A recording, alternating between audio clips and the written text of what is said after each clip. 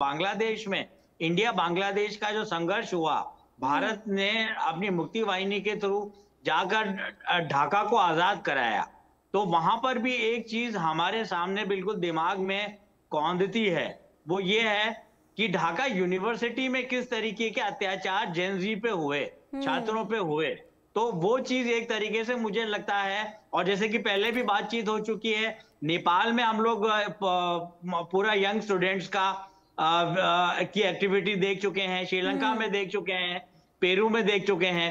पर Pakistani army, ISI और उनका जो एमआईएम कॉम्प्लेक्स है, उनका जो मिलिट्री इंडस्ट्री कॉम्प्लेक्स है, वो पूरी तरीके से डेमोक्रेसी के की खिलाफत में ही जन्म लिया है, और डेमोक्रेसी की खिलाफत से ही आगे अपने आप को सस्टेन करता है। जिस हम्म। तरीके से बांग्लादेश में 1971 में प्रोफेसर्स को जिंदा जलाया गया, स्टूडेंट्स को पकड़ पकड़ के शूट किया गया, और जहां तक पीओके की बात है, वहां पर तो इसी फेज तक बात पहुंची है कि टीयर गैस, गोले वगैरह इस्तेमाल किए जा रहे हैं, अश्रु गैस के गोले इस्तेमाल किए जा रहे हैं।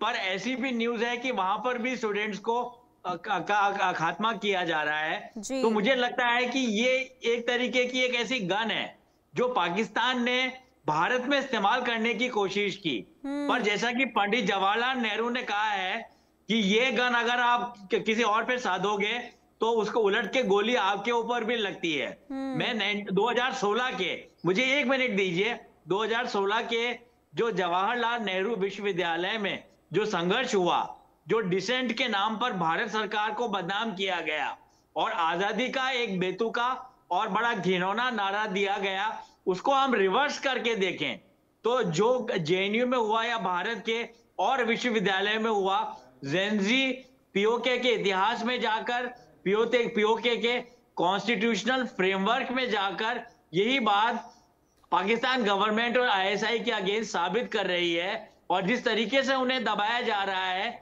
इसका इतिहास गवाह है, इतिहास साक्षी है कि पाकिस्तान में ये कोई नई बात नहीं है।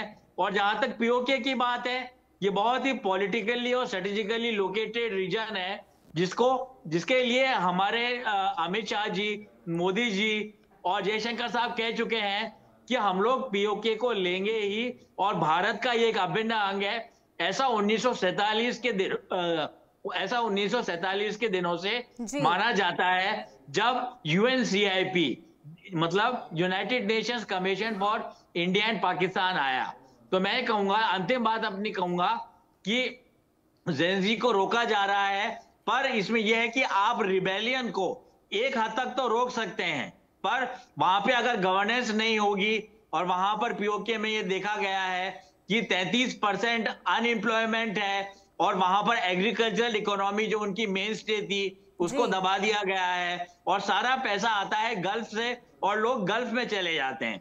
ऐसी स्थिति में जो हम्म। एनार्की और आतंक फैला हुआ है, वो बिल्कुल जायज है, और ऐसा होना ही था पीओके में और पाकिस्तान में।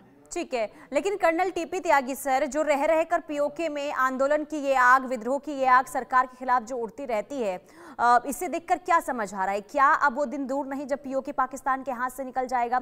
और दूसरा सवाल ये भी होगा कि आखिर जब आवाज उठाई जाती है वहां की आवाम की तरफ से, और अब जब छात्र वहां पर सड़कों पर उतर आए हैं अपनी मांगों को लेकर, तो आखिर उन्हें कुचलने की कोशिश क्यों हो रही है सरकार की तरफ से? क्यों डरी हुई है सरकार?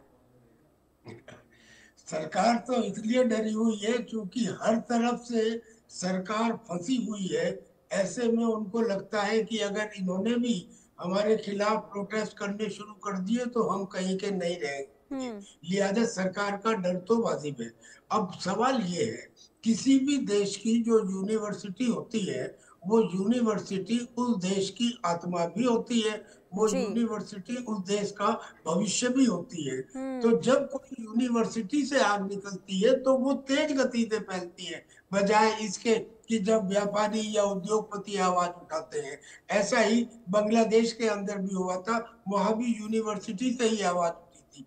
अब यहाँ यूनिवर्सिटी से जो ये आवाज उठ रही है, ये पढ़े लिखे बच्चे हैं, ये देख रहे हैं क्योंकि अपना जब तुलनात्मक अध्ययन किया जाता है तब इन्हें पता लगता है कि हमारे दूसरे कश्मीर में जो भारत में है वहाँ किस तरकीब से एक बेहतरीन काम हो रहा है, विकास हो रहा है, लोग खुश हैं। और तो और वहाँ पे सिनेमा हॉल खोल दिए गए हैं और हमारी ये बदतर हालत है।